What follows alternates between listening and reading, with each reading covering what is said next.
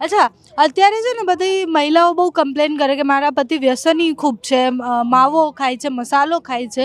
તો આમ લગ્ન કરતાં પહેલાં એવું જોવો તમે કે છોકરો મસાલો ના ખાતો હોય, તંબાકુ ના ખાતો હોય?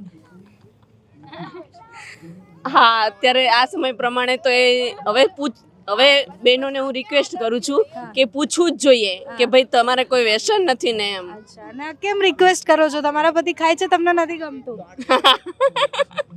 રોકવાનો ટ્રાય કર્યો છે હા, પણ નથી માનતા? નહીં.